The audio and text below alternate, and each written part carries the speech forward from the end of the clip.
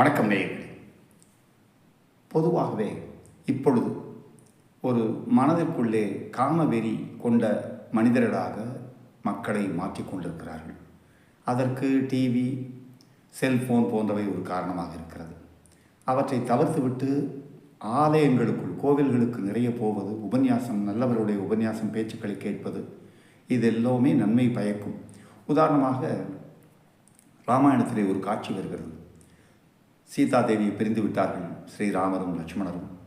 குரங்குகள், இவர் மீண்டும் சுக்ரீவனை சந்தித்த பொழுது குரங்குகள் ஏதோ ஒரு பொட்டலத்தை எடுத்துக்கொண்டு வந்து கொடுக்கின்றன. ஸ்ரீராமர் அதை பிரித்து பார்க்கிறார்.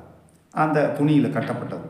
அன்னை சீதாதேவி தான் கடத்தப்படும் பொழுது தன்னுடைய நகைகளை எல்லாம் ஒரு பொட்டலத்திலே போட்டு ஒரு துணியின் முனையை கிழித்து ஒரு பொட்டலமாக்கி அதை கீழே போடுகிறார். அதை குரங்குகள் எடுத்து வைத்தான் இப்பொழுது ஸ்ரீராமரிடம் கொடுக்கின்றன. அது நமக்கு தெரியும், ஆனால் ஸ்ரீராமருக்கு தெரியாதல்லவா? அவர் அதை பிரித்து பார்க்கிறார். சீதாதேவி நகைகளை பார்த்த உடனே அவருக்கு கண்கள் பலபலவென்று கண்ணீரை கொட்டுகின்றன. அப்படியே ஒரு மாதிரி ஸ்டன்னாகி நிற்கிறார். பக்கத்தில் ஸ்ரீ லக்ஷ்மணர் அதை எட்டி பார்க்குறார். அவருக்கு அந்த நகையில் ஒன்றும் தெரியல. ஆனால் அன்னை சீதாதேவிக்கும் ஸ்ரீராமருக்கும் தினமும் பாத பூஜை பண்ணுகிறார்களவா, அதனால் அந்த கால் சிலம்பு, அந்த காலில் அணியக்கூடிய மெட்டியை மட்டும் கண்டுபிடித்து விடுகிறார். இது அன்னை சீதாதேவியுடைய மெட்டி அல்லவா அப்படின்ட்டு ஓன்னு அழுகிறார். கழுத்தில் இருக்கிற நகையோ காதில் இருக்கிற காதலியோ எதை பற்றியும் அவருக்கு தெரியல. ஸ்ரீராமன் நினைக்கிறார், இவன் உத்தமன்.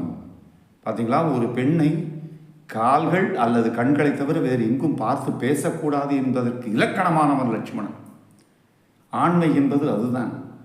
போகிற வர பெண்களையெல்லாம் பார்க்கக்கூடாத இடத்துல பார்க்கிறது, கமெண்ட் அடிக்கிறது, தகாத வார்த்தைகள் பேசுவது, இதெல்லாம் இலக்கியத்திலே இல்லை, நம்முடைய இதிகாசங்களிலோ புராணங்களிலோ இல்லை. தகுந்த சிறந்த ஆண்மகன் லட்சுமணனைப் போல நாமும் இருப்போம். ஸ்ரீ மகாத்மா காந்தி ஒரு வார்த்தை சொல்லியிருந்தார், எல்லா பெண்களும் சீதாதேவியாக இருந்துவிட்டால் வேறு வழியே இல்லை, ஆண்கள் ஸ்ரீ ராமனாகத்தான் இருந்தாக வேண்டும்னார்.